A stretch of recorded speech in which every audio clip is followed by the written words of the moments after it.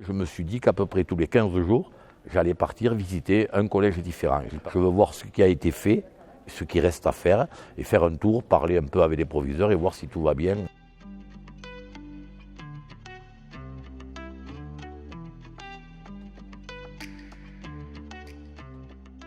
Cette conférence de presse au collège Ingres, et je crois qu'on a fait ici comme ailleurs, on a pu leur passer cette diapo qui a été faite et qui est magnifique et qui permet aux autres proviseurs de collège de voir ce qui a été fait ailleurs pour faire voir que personne n'a été oublié et que l'on est en train de faire des travaux à peu près partout. Donc ce qui nous freine un petit peu aujourd'hui sur certains travaux qui sont ralentis ou même certains arrêtés, c'est par exemple les changements de menuiserie, alu ou bois d'ailleurs, parce qu'on a des appels d'offres que l'on a fait sur le bois, pour des menuiseries bois, où on n'a pas eu de candidats qui ont répondu.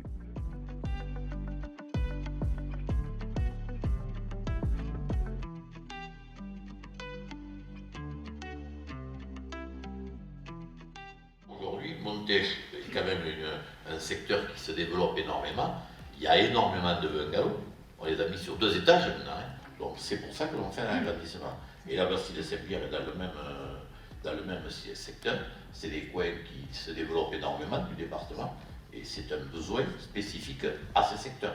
Après, l'histoire d'un besoin d'un collège supplémentaire, c'est quelque chose qui viendra derrière, après avoir, Dominique en a parlé, après avoir revu la carte scolaire peut-être.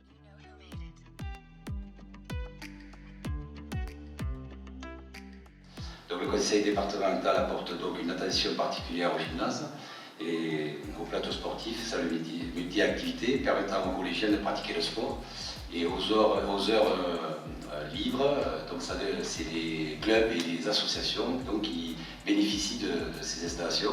Dans les travaux particulièrement marquants, notre particularité, c'est le règlement particulier des soucis liés au gymnase de Lozerte. Donc là, le conseil départemental va se rendre propriétaire du gymnase communal pour le rénover et le remettre à disposition des collégiens.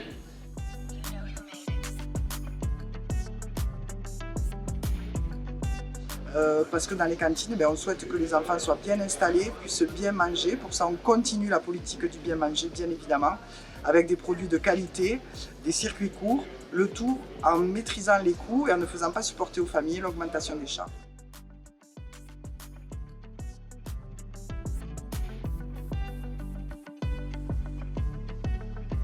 Le conseil département est également l'employeur de quelques 200 agents techniques et de restauration qui exercent au sein des 18 collèges publics. Afin de préparer cette rentrée, les services techniques se sont mobilisés. Je pense à eux aujourd'hui et je suis fier du travail réalisé dans nos établissements pour être prêts le jour J.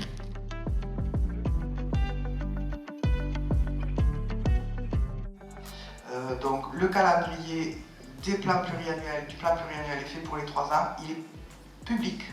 C'est-à-dire que les établissements le connaissent. Comme les établissements le connaissent, si ce n'est pas fait, ils pourront venir se plaindre. Et nous, on est donc engagés à tenir nos promesses et nous les tiendrons.